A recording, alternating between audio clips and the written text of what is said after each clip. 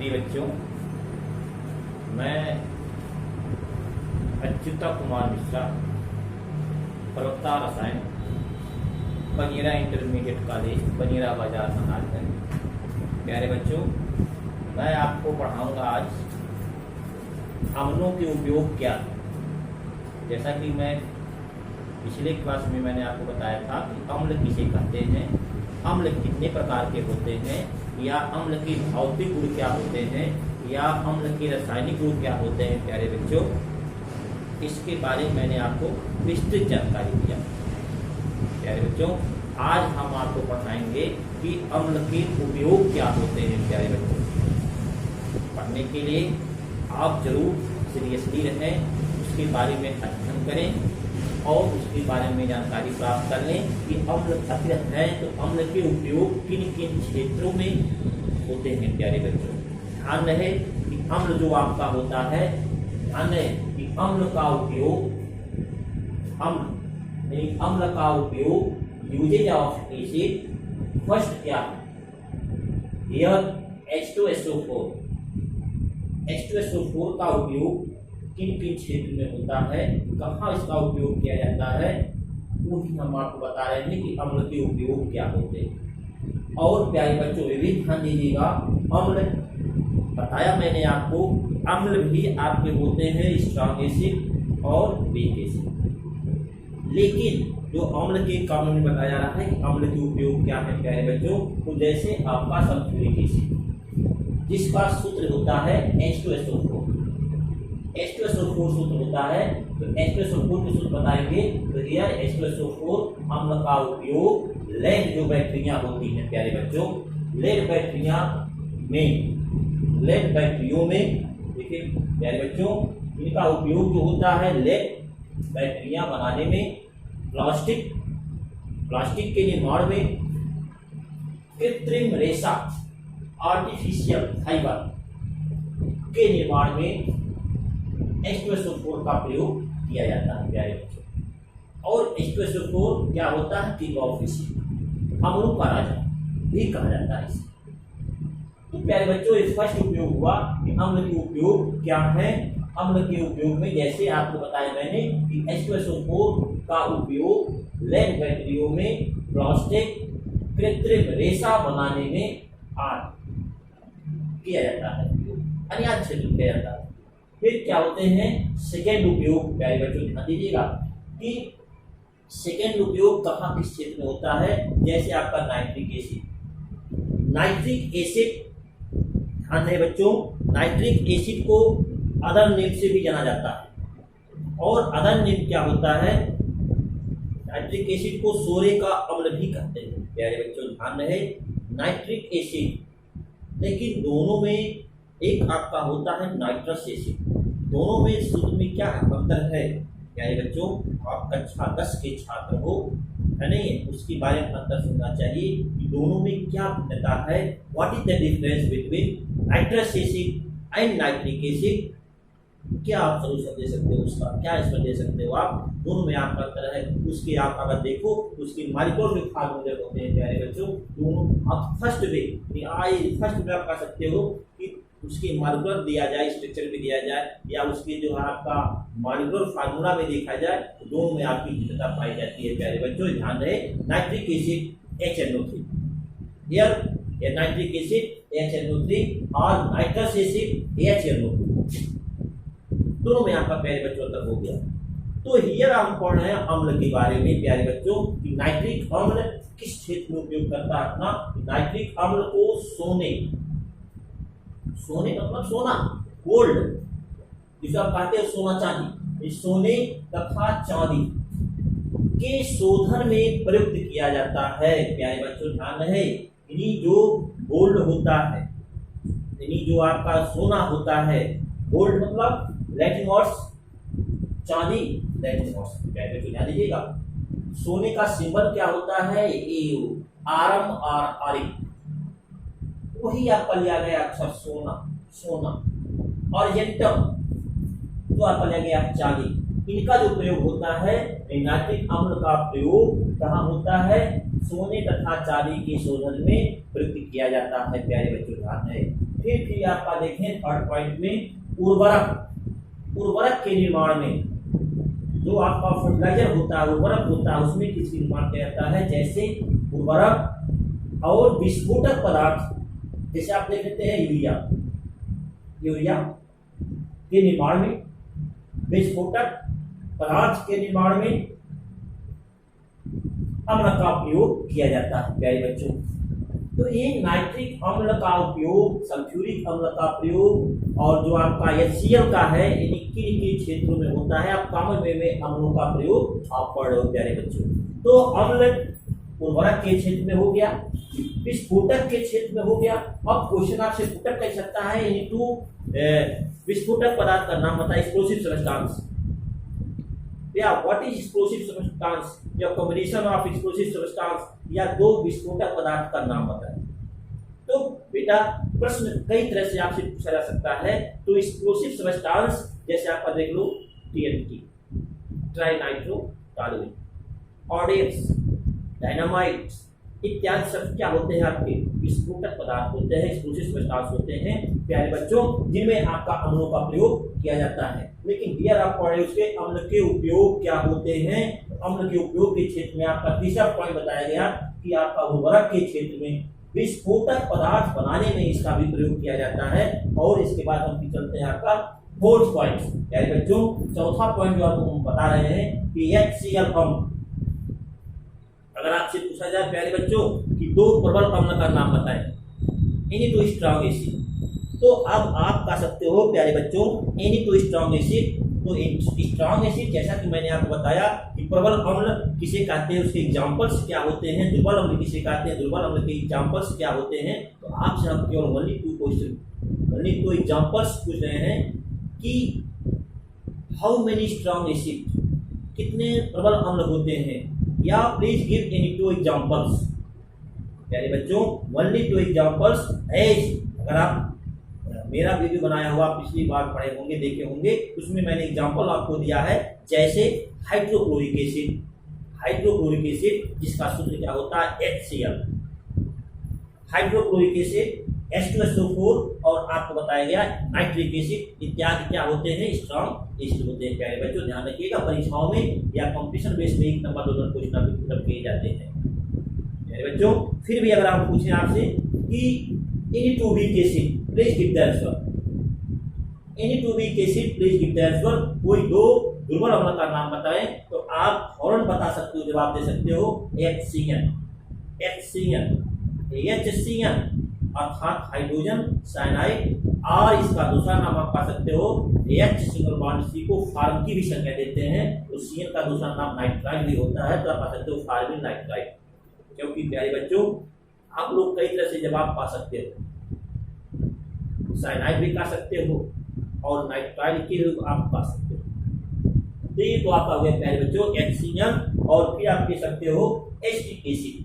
Weak acid क्या हम बता रहे हैं, क्योंकि अम्लों क्या उपयोग पढ़ रहे हो, अम्लों के उपयोग पढ़ रहे हो, तो वीक एसिड CH3COOH, जिसे आप कहते हो सिलिकेट अम्ल। और इसके बाद फिर आपको बताते हैं फार्मिक एसिड और किन नामों से जाने जाते हैं प्यारे बच्चों, आपको एक नंबर पूछे जाते हैं, जिसे आप कहते हो एंटासिड के नाम से भी जाना जाता है। और ये भी आपकी जान बताया गया है आपको कि एंटासिड क्या होता है, कि जो आपके स्किन होते हैं उसमें क्या कहते हैं, ये देखते होंगे आप लोग एंटासिड नाम जो पढ़ा, एंटासिड क्या होता है, चींटी का अम्ल।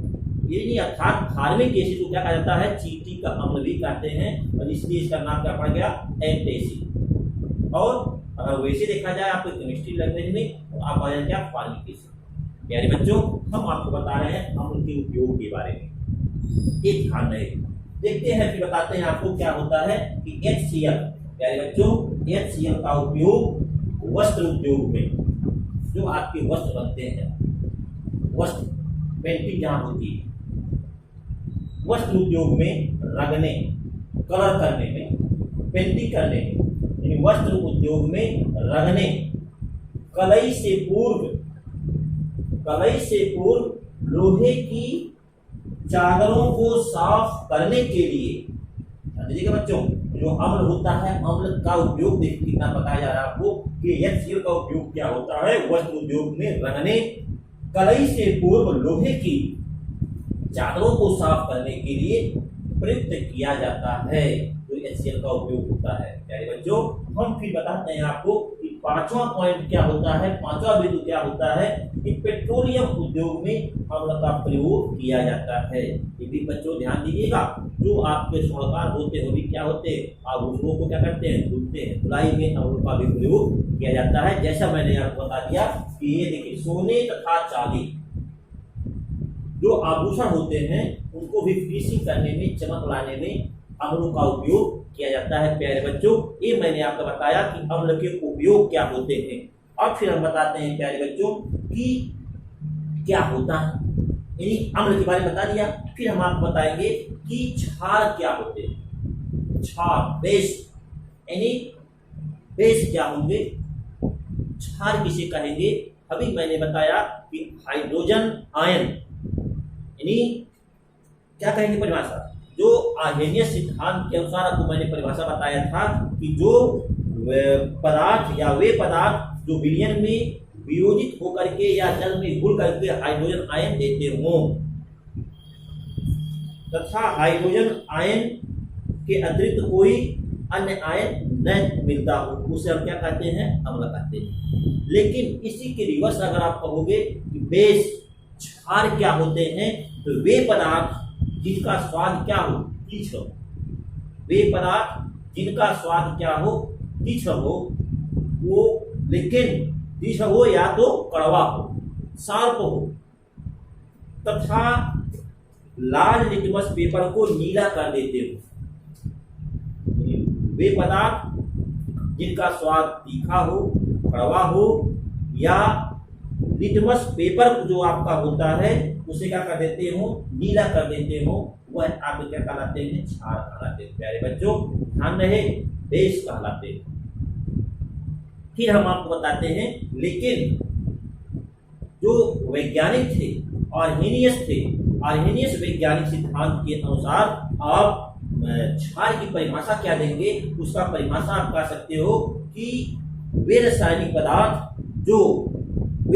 पदार्थ जो जल में घुल करके या वियोजित होकर के विरावेशित आयनों के रूप में, विरावेशित हाइड्रोक्सी आयनों के रूप में क्या कहते हैं, हाइड्रोक्सी आयन के रूप में प्राप्त होते हैं, उसे हम क्या कहते हैं, क्षार। प्यारे बच्चों ध्यान दीजिएगा, तो हम आपको बताते हैं कि क्षार के एग्जाम्पल्स क्या होते हैं। एक मिनट आपको हम देते हैं, 2 मिनट का ब्रेक, आप यूज नोट करें, फिर हम आपको बताएं बेस की Arrhenius, according to Arrhenius principle के अनुसार बेस की डिफिनीशन क्या होते हैं, फिर उसके बारे में हम आपको बताते हैं।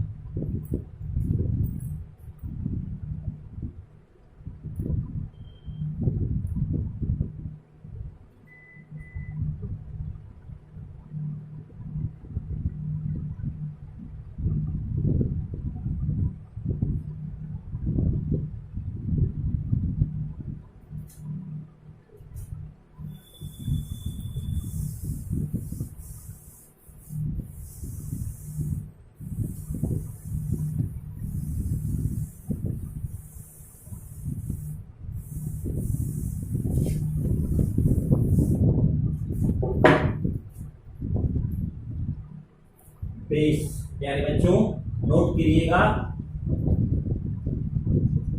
क्षारा उसकी इंग्लिश क्या होती है, बेसिस। नोट करिएगा, बेसिस।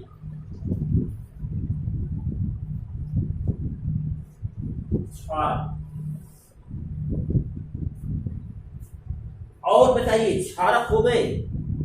क्षारक की परिभाषा मैंने आपको बताया अकॉर्डिंग टू आर्हेनियस के अनुसार कि ऐसे पदार्थ, वे पदार्थ जो आयनन के पश्चात जल में क्या होते हो, वियोजित होते हैं, और किस रूप में होते हो, हाइड्रोक्सी आयन, OH। अम्ल में क्या था, H पॉजिटिव था, लेकिन इसमें क्या आपका है, OH आयन के रूप में, अर्थात दृढ़ आवेशित आयन के रूप में प्राप्त होते हो, वही आपके क्षार कहलाते हैं प्यारे बच्चों। लेकिन अब क्षार के प्रकार क्या होते हैं, ध्यान दीजिएगा, पॉइंट्स, टाइप्स ऑफ बेसिस। क्षार के प्रकार, क्षारकों के प्रकार,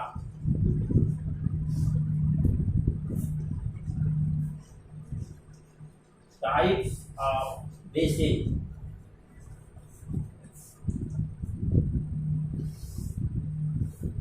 प्यारे बच्चों, क्षार मुख्यतः दो प्रकार के होते हैं। ध्यान दीजिएगा, जिस प्रकार से अम्ल का विभेद आप किए थे, अम्ल का विभेद आपने किया प्रबल और दुर्बल, ठीक उसी प्रकार से क्षार के भी प्रकार होते हैं, जो दो प्रकार के आपको होते हैं, जिसे आप कहते हो प्रबल क्षार और दूसरा आप क्या कहते हो बी बेसेज। यानी फर्स्ट प्रबल क्षार,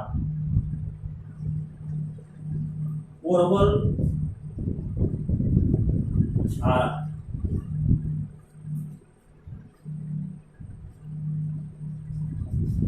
स्ट्रॉन्ग बेसेस, और दूसरा क्या होता है दुर्बल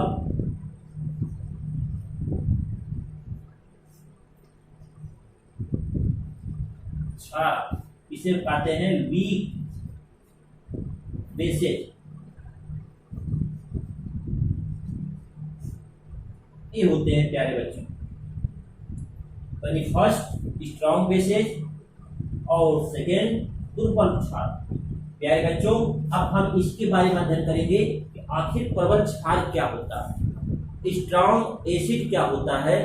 तो स्ट्रॉन्ग एसिड में आप बता दें पहले कि वे क्षारक जो जल में क्या करते हैं घुल करके या पूर्णतः क्या करते हैं वियोजित हो जाते हो, वियोजित हो करके OH आयन देते हैं, उसे हम कहते हैं प्रबल क्षार कहते हैं। प्यारे बच्चों, प्रबल क्षार कहते हैं। और प्रबल क्षार के एग्जाम्पल्स जो आप देंगे, जैसे पोटेशियम, इसके एग्जाम्पल देख लें, इसके एग्जाम्पल्स क्या होंगे